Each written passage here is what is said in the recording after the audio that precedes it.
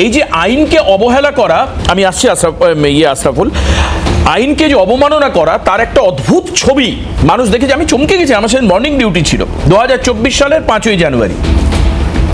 শেখ শাহজাহানের বাড়িতে ইডি গেল, দেখি সবাই দৌড়চ্ছে। আমি ভেবেছি গ্রামের মানুষ কোনো মানুষকে তাড়া করেছেন। তারপর আমাদের ছবিতে যখন পরিষ্কার আসলো, দেখা গেল যে বড় বড় আগ্নেয়াস্ত্র নিয়ে কেন্দ্রীয় নিরাপত্তা বাহিনী দৌড়চ্ছে। ভাবতে পারেন পরবর্তীকালে আরো যখন ব্রিফ হলো তখন আসলো আমাদের ক্যামেরা ভাঙলো, ক্যামেরাম্যান মার খেলো, ইত্যাদি ইত্যাদি। এর পরের ঘটনা কি, ভোলা ঘোষকে মানে লরি দিয়ে পিষে মেরে ফেলার চেষ্টা করা সন্দেশখালীতে।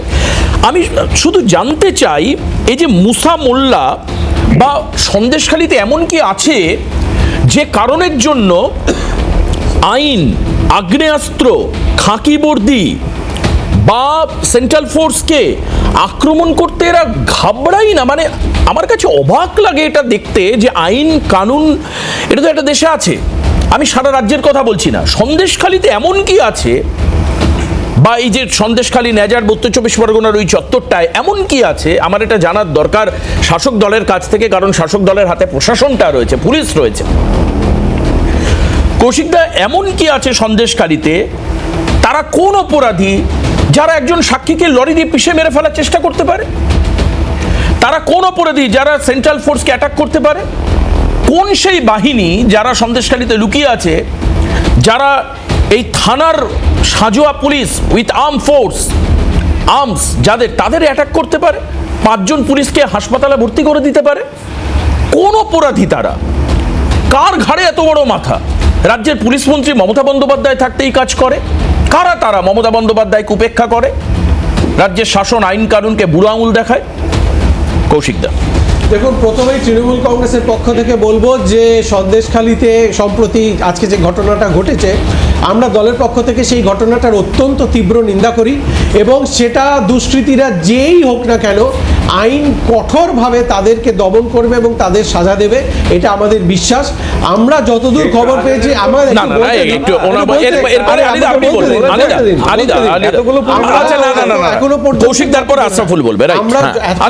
এখনো পর্যন্ত আমরা যতদূর খবর পেয়েছি, এই ঘটনাটার জন্য পুলিশ 9 জনকে গ্রেফতার করা হয়েছে। 2 নয়, 9 জনকে গ্রেফতার করা হয়েছে। আমি 2 তো বলিনি, 9ই করেছেন। 9 জনকে গ্রেফতার, 9 জনের মধ্যে 2 জন, আপনি ওই 2 কথাটা বললেন, আমাকে আবার চট করে একবার মাথায় একটা অ্যান্টেনা খাড়া হয়ে গেল।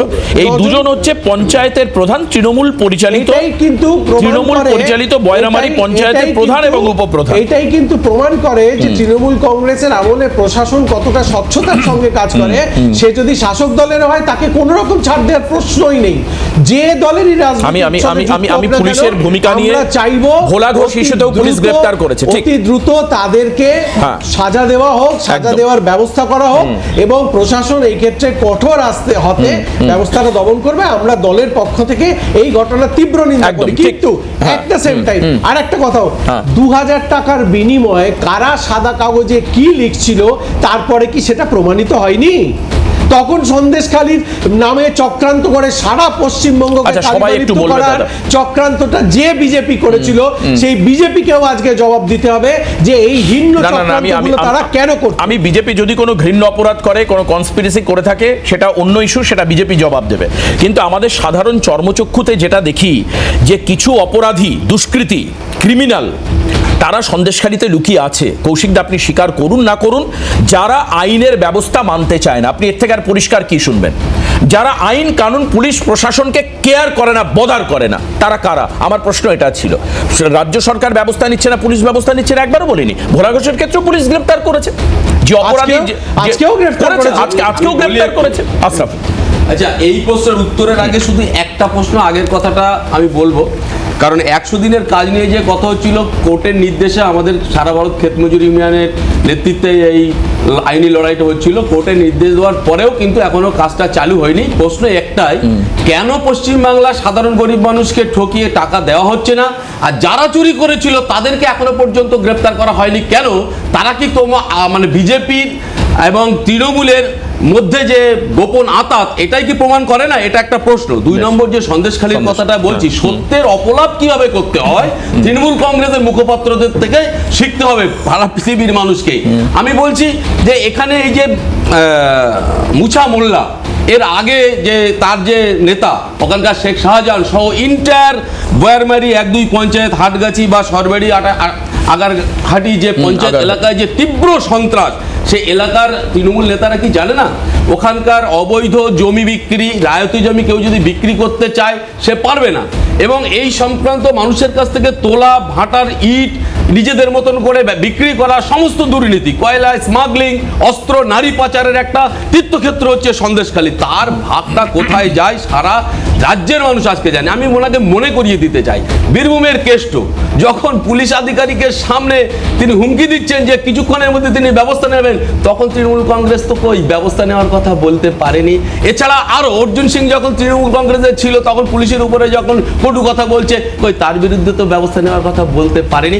আজকে তৃণমূলের মুখটা ওখানে খুলে বেরিয়ে গেছে, তার হিংস্র হায়না রূপটা বেরিয়ে গেছে বলে আজকে নিজেকে সাধু সাজার জন্য শুধু পুলিশ প্রশাসনের নজর যারা কঙ্কাল রাখতো তারা কি করতো? আপনি মেদিনীপুরে সুশান্ত ঘোষ কি করতো? সুশান্ত ঘোষ করে যেটা উত্তর চাইছে সেটা উত্তর দিন, সেটা উত্তর দিন।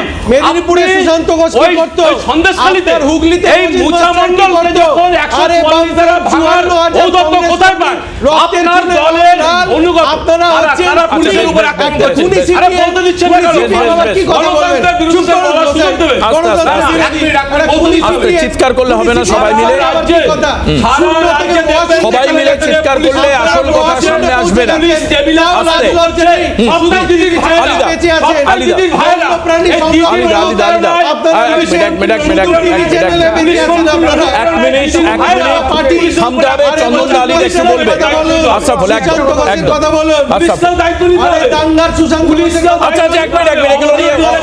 আলোচনা করে লাভ নেই, থামতে হবে একটু দুজনকে। আলিদা থামতে হবে, আশরাফুল একটু থামবে, আশরাফুল একটু থামবে প্লিজ। কৌশিক দা, হ্যাঁ আলিদা প্লিজ, কি মনে হয়? কথা বলি, 24 সেন্ট্রাল, আরে আশরাফুল ভাই এই রাউন্ডে ডিবেট হবে। আলিদা সেন্ট্রাল ফোর্স আক্রান্ত হয়েছে। না শুনুন না, সেন্ট্রাল ফোর্স এর আগেও আক্রান্ত হয়েছে, এখানে রাজ্য সরকারের পুলিশ গেলে এখনো তারা আক্রান্ত হবে। কারণ শেখ শাহজাহান শুধু অ্যারেস্ট হয়েছে তা না, শাহজাহানের যারা সাঙ্গবাঙ্গ তারা তো অ্যারেস্ট হয়নি না, তারা তো এই অত্যাচারটা করছে। তার সত্ত্বেও গত 24 লোকসভা নির্বাচনে সন্দেশখালী বিধানসভা কিন্তু ভারতীয় জনতা পার্টি, সেখানকার মানুষ কিন্তু আমাদেরকে আশীর্বাদ করেছে, আমরা জিতেছি সেখানটায়। সেই জায়গায় বলতে চাই, আজকে কৌশিক বাবু আপনি যতই বলুন না কেন, ওই সাকরেতদের অ্যারেস্ট করতে হবে, আপনারা এখন বলছেন দুর্ভাগ্য, আপনারা এখন বলছেন যে ক্ষমাহীন, এগুলো কথা হয় না। আমরা যেটা বলতে যাচ্ছি আজকে সন্দেশকালীন মানুষ প্রতিবাদী, তারা প্রতিবাদ করবে, এই সমস্ত জঘন্য অত্যাচারের বিরুদ্ধে প্রতিবাদ করবে। এখানে ভারতীয় জনতা পার্টি আর 4 মাস পরে ভারতীয় জনতা পার্টি রাজ্যে ক্ষমতায় আমরা আসছি। সন্দেশখালীর যাবতীয় যে সমস্যা, এই সমস্ত দুর্বৃত্তায়ন যেখানে চলছে, সেগুলো সম্পূর্ণরূপে নির্মূল হবে।